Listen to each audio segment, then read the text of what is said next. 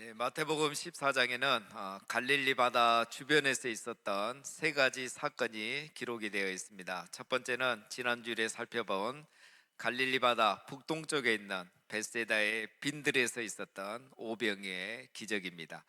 그리고 두 번째, 세 번째 사건은 오늘 본문에 나오는데요.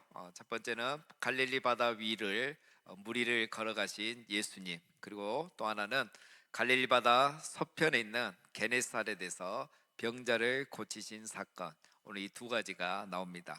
자, 오늘 본문은 지난주에 살펴본 오병의 기적과 계속 이어지는 내용인 겁니다. 예수님은 세례 요한의 죽음의 소식을 듣고 가버나움을 떠나서 건너편 벳세다로 가셨습니다. 거기에서 예수님은 복음을 전하며 또 많은 병자들을 고쳐 주셨죠.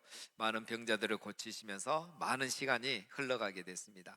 그래서 이제 제자들은 이곳은 빈들이기 때문에, 또 지금은 이미 날이 저물었기 때문에 사람들을 마을로 돌려보내서 끼니를 해결할 수 있게 해주자라고 제안을 했습니다. 그러나 우리 예수님은 보리떡 5개와 물고기 2마리로 그 많은 사람들을 다 배부르게 먹이셨습니다. 제자들은 마을로 내려가면 끼니를 해결할 수 있다고 생각을 했었죠. 예수님은 죽은 사람을 살리는 기적은 행하지만 또 예수님은 산 사람을 먹이는 기적을 행한다는 것은 생각하지도 않았던 겁니다. 예수님은 병든 사람을 고치는 기적은 행하지만 굶주린 사람을 먹여주는 기적은 할 거라는 생각을 하지 않았던 겁니다. 그들은 오병이어는 전혀 도움이 안 된다고 생각했고, 날이 이미 저물었으니 희망이 없다고 생각했고, 또 이곳은 빈들이니 어떤 도움도 받을 수 없을 것이라고 그들은 생각하고 단념하고 포기하고 그런 제안을 했던 것입니다. 그러나 우리 예수님은 오병이어로 10,000명이 넘는 사람들을 배부르게 먹게 해주셨습니다. 자, 이때 사람들은 이런 예수님의 기적을 보고 어떤 생각을 했겠습니까? 우리에게는 단순한 어떤 오병의 기적 하나로 끝날 수 있지만 그 시대의 사람들에게는 이 사건을 경험하면서 바로 모세가 생각이 났을 것입니다. 모세는 광야에서 만나를 먹게 해줬는데 예수님은 이 빈들에서 이 오병이어로 떡과 고기를 먹게 주신 겁니다. 그렇다면 모세가 애굽에서 이스라엘 백성을 구원해 주었듯이 예수님도 이스라엘을 로마로부터 구원해 줄 거라는 그런 생각을 했던 것입니다. 우리 예수님은 오병이의 기적을 통해서 내가 생명의 떡이란 것을 알려주기를 원하셨는데, 사람들은 오히려 로마에서 이스라엘을 구원하실 정치적인 지도자, 모세와 같은 지도자 또는 그들의 왕으로 오셨다고 생각을 했던 것이죠. 그래서 사람들은 예수님을 그들의 왕, 정치적인 지도자로 삼으려고 했던 것입니다. 마태복음에는 이런 내용이 나와 있지는 않습니다. 그래서 예수님이 오늘 본문에 보면 재촉에서 즉시 그곳을 떠난 것만 기록이 되어 있는데, 요한복음에 보면 그들이 예수님을 왕으로 삼고자 하기 때문에 예수님이 그곳을 떠났다는 내용이 기록이 되어 있습니다. 이런 분위기 때문에 예수님은 급히 그곳을 떠나시죠. 또 제자들을 보내십니다. 오늘 22절 23절을 보면 예수님은 즉시 제자들을 재촉해서 배를 태워서 다시 서쪽 건너편으로 보냅니다. 왜냐하면 제자들은 이런 유혹에 약하다는 것을 알고 계시기 때문이죠. 제자들도 사실 이 사람들과 비슷한 생각을 하고 있습니다. 예수님이 왕이나 정치적인 어떤 지도자가 되면 자기들에게도 큰 유익이 있을 거란 걸 예상하고 예수님을 이렇게 따르고 있었던 거죠. 그래서 예수님은 제자들이 더 이상 유혹받지 않도록 재촉에서 배를 태워서 건너편으로 보냈던 것입니다. 예수님은 왕이 되려고 오병이의 기적을 행하신 것이 아니었죠. 내가 생명의 떡이니 나를 먹는 자는 영원히 살 것이다, 영생을 얻을 것이다. 요한복음에 이 내용까지 나오죠. 이걸 말씀하시기 위해서 오병 기적을 행하셨을 뿐인 겁니다. 그래서 우리 예수님은 사람들에게 이렇게 높임 받는 것을 거절하셨습니다. 그래서 제자들을 건너편으로 보내고 많은 무리들을 다 되돌려 보내시고 혼자 기도하러 산에 올라가신 겁니다. 사람들은 예수님을 왕으로 삼으려고 했지만 우리 예수님은 높임 받는 것을 거절하시고 홀로 산에 가셔서 기도하신 겁니다. 사람들은 광야에서 만나를 먹였던 모세가 그들의 지도자였던 것처럼 빈들에서 오병이어로 우리를 배부르게 하신 예수님을 그들의 왕으로 삼고자 했습니다. 그러나 예수님은 왕이 되고 싶지도 않으셨고 또 사람들에게 높임 받는 것도 원하지 않으셨습니다. 우리 예수님은 이런 시험과 유혹을 이기기 위해서 홀로 있는 선택을 하셨습니다. 그래서 예수님은 홀로 산으로 가셔서 기도하신 겁니다. 자기 자신이 가시떨기에 떨어진 씨와 같게 되지 않기 위해서 예수님은 기도를 하기를 선택하신 겁니다. 예수님께서 이런 많은 유혹과 시험과 또 앞으로 핍박 가운데서도 끝까지 이 직분을, 사명을 잘 감당할 수 있었던 것은 예수님은 이런 순간마다 기도하셨기 때문입니다. 분봉왕 헤롯은 권력과 재물을 위해 가시떨기에 떨어진 씨와 같은 그런 나약한 왕이었지만 우리의 왕 예수님은 항상 기도하셨기 때문에 이런 시험과 유혹을 이겨내시고 왕의 직분, 왕의 품격, 왕의 사명을 끝까지 감당할 수 있었던 것입니다. 사랑하는 여러분, 우리 예수님께서 이런 시험과 유혹 앞에서 기도하셨다는 것은 우리들도 시험과 유혹이 끊임없는 삶을 살아갈 때에 기도해야 한다는 것을 보여주고 있는 것입니다. 여러분, 기도하지 않으면 누구도 시험과 유혹을 이길 수가 없습니다. 우리도 기도하지 않으면 분봉왕 헤롯처럼 가시떨기에 떨어진 씨와 같은 인생을 살 수밖에 없습니다. 기도하지 않으면 우리에게 주어진 직분과 사명을 우리는 감당할 수 없는 것입니다. 그런 의미에서 우리는 기도하는 성도가 되어야 되고, 특별히 직분자들은 더더욱 기도하는 사람이 되어야 하는 것입니다. 여러분, 우리가 기도하지 않고는 사명을 제대로 감당할 수 없습니다. 왜냐하면 우리 안에는 끊임없이 높아지려는 마음, 높아지려는 시험, 또 돌로 떡을 만들고 싶은 유혹, 이것들로부터 자유하려면 예수님이 기도하셨던 것처럼 우리도 기도해야 하는 것입니다. 예수님께서 겟세마네 동산에서 이제 나중에 잡히시기 전날 밤에 기도하시면서 제자들에게 뭐라고 하셨습니까? 시험에 들지 않게 깨어 기도하라. 시험에 들지 않게 깨어 기도하라. 여러분, 이 말을 반대로 읽어보면 깨어 기도해야 시험에 들지 않는다는 거예요. 다시 말하면 깨어 기도하지 않으면 시험에 들었다는 겁니다. 여러분, 우리가 기도하지 않고 있다는 것은 냉정하게 말씀드리면 어떤 시험이든 무슨 시험이든 시험에 들어 있다는 것을 전제로 하고 있는 것입니다. 기도하지 않으면 시험에 들어 있다는 거예요.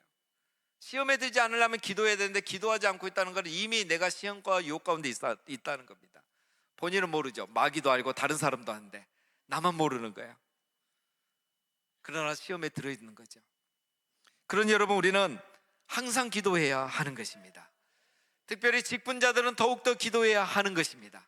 영향력을 주는 자리이기 때문에 기도해야 되는 거예요. 오늘은 우리 교회 이제 직분자 선출을 하는 날입니다. 직분자로 선출받은 모든 분들, 또 이미 직분자로 세움받은 모든 분들은 기도하시는 직분자, 사명자들이 되시기를 주님의 이름으로 축원드립니다. 주일 예배 때 드리는 기도, 하루에 3번 식사기도 하는 거 말고요, 정말 기도에 나와서 뜨겁게 기도하고, 아니면 골방에서 매일매일 내가 기도하면서 시험과 유혹을 이기시는 사명자로 살아가시기를 바랍니다. 여러분, 자꾸 우리가 기도하지 못하는 이유를 찾으면 안 됩니다. 기도하지 않는 이유가 뭡니까? 다 비슷하지 않습니까? 우리는 기도해야 하는 이유를 찾아야 하는 것입니다. 여러분, 우리는 직분을 사랑하는 사람이 아닙니다. 우리는 사명을 사랑하는 사람입니다. 직분만 있으면 기도하지 않아도 되지만 사명을 감당하려면 기도해야 하는 것입니다. 기도해야 시험에 들지 않고 내 마음이 가시떨기 밭이 되지 않을 수 있는 것입니다. 지금까지는 우리 직분자들이 기도하지 않고 기도에 나오지 않아도 제가 기도하셔야 됩니다, 기도에 나오셔야 됩니다, 이렇게 말로만 했는데, 이제 오늘 이후부터는 체크하면서 제가 집요하게 기도하시는지 안 하는지 체크할 겁니다. 이제 후보 사퇴도 못합니다. 사랑하는 성도 여러분, 기도하시는 예수님을 닮은 성도, 기도하시는 예수님을 닮은 직분자가 되시기를 주님의 이름으로 축원합니다. 그래서 시험으로부터 자유하시고 돌을 떡으로 만들고 싶은 유혹을 이기시는, 그래서 내가 있는 어느 곳에서나 오병이의 기적과 같은 그런 역사가 일어나는 사명자의 삶을 살아가시는 우리 모두가 되시기를 주님의 이름으로 축원드립니다. 예수님께서 산에서 기도하시는 동안 제자들은 바다에서 큰 위기를 만나게 됩니다. 밤이 깊어가고 바람은 거세지고 파도는 높아지면서 제자들은 죽을 위기에 처하게 됩니다. 잘못하면 이제 건너편에 도착하기도 전에 큰일을 당할 수도 있었습니다. 그런데 예수님께서 갑자기 물 위를 걸어서 제자들에게 찾아오십니다. 밤사경에 예수께서 바다 위로 걸어서 제자들에게 오시니, 여기서 밤사경은 새벽 3시에서 새벽 6시를 말합니다.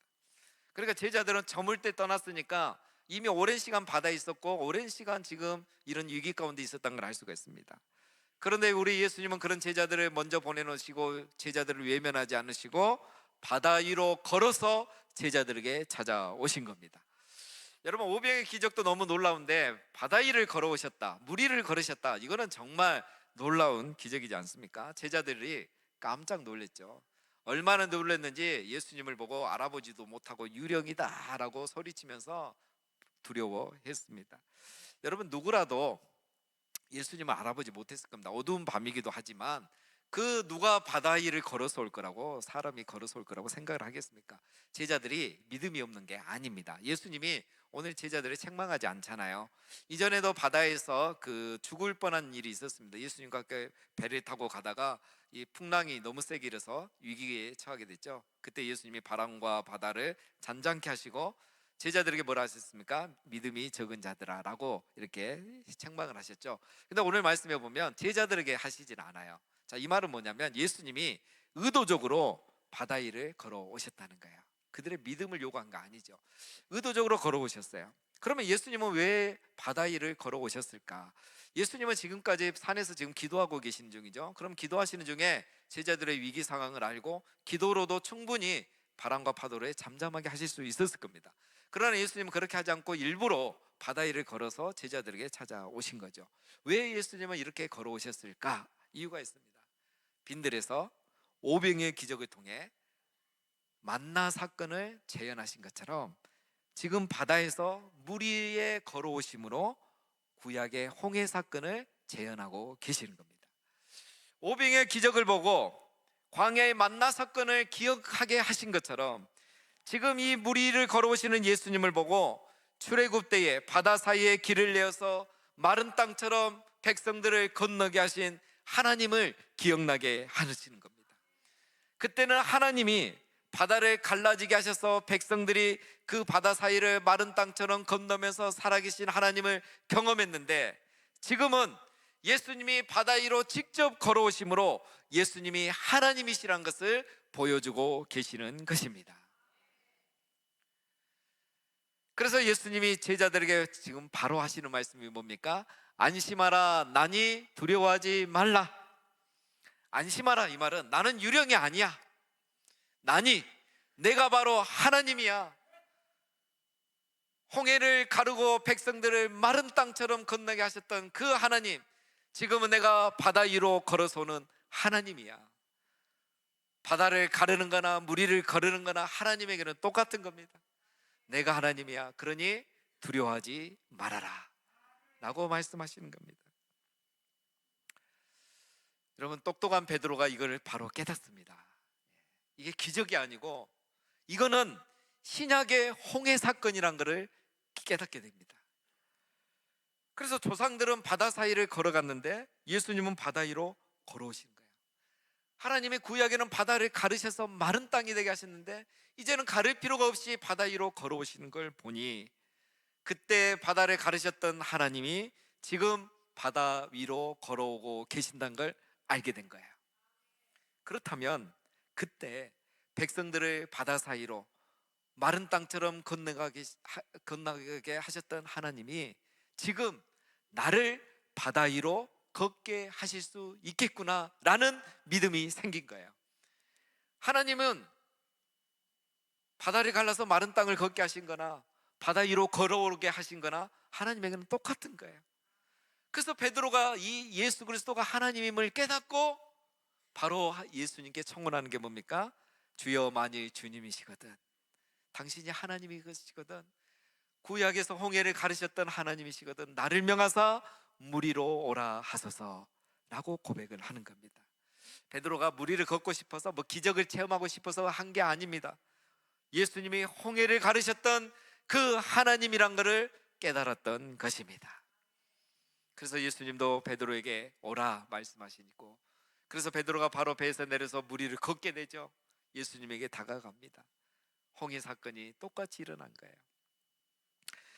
인류 중에서 물 위를 걸어본 유일한 사람, 바로 베드로가 된 것입니다.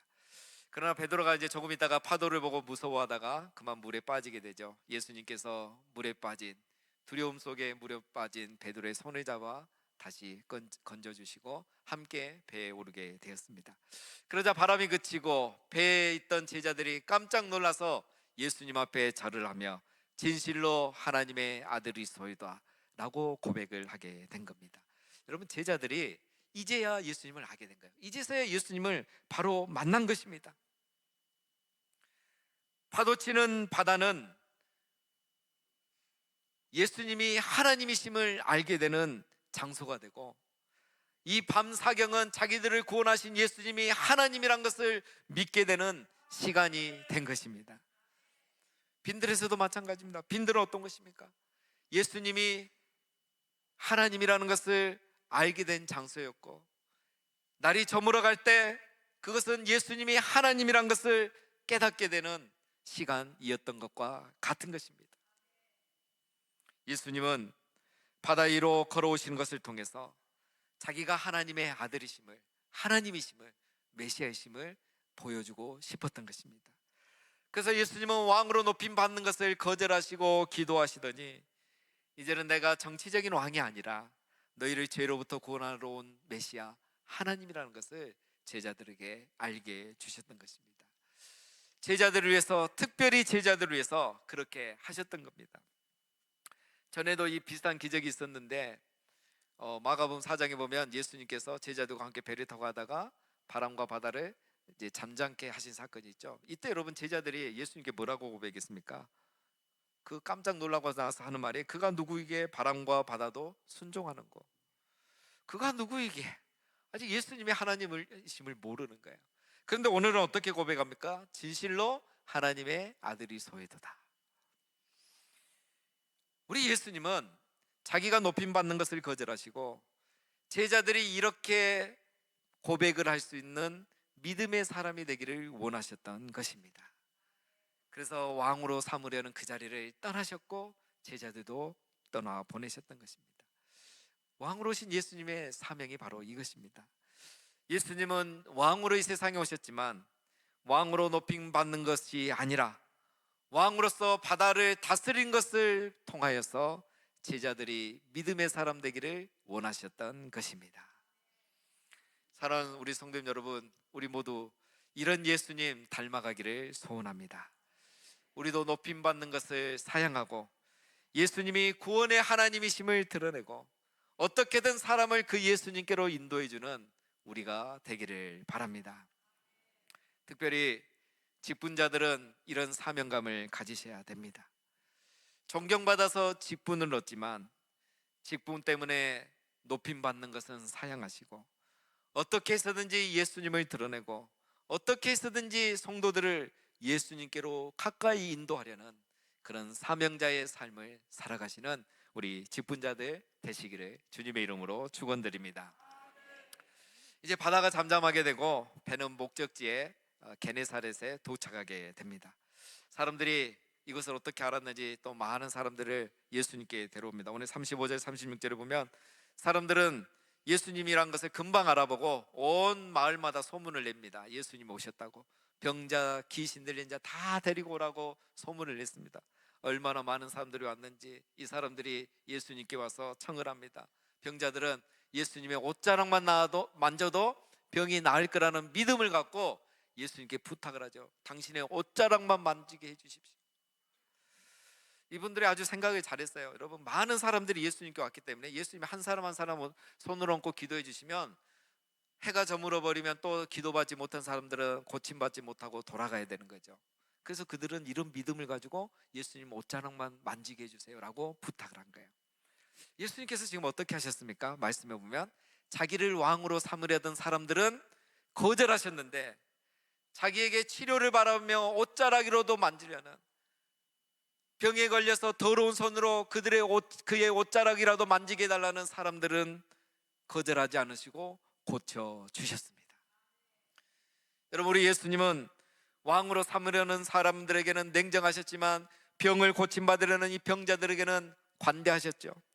바리새인과 서기관들에게는 엄격하셨지만 약하고 소외된 사람들에게는 자비로우셨습니다. 분봉왕 헤롯은 자기를 높여주려는 자들과 손을 잡고 왕궁에서 생일잔치를 벌였지만, 우리 왕 예수님은 배고프고 굶주린 자들과 빈들에서 천국잔치를 마련해 주시고, 병든 자들의 손을 잡아주시고 그들을 고쳐주신 겁니다.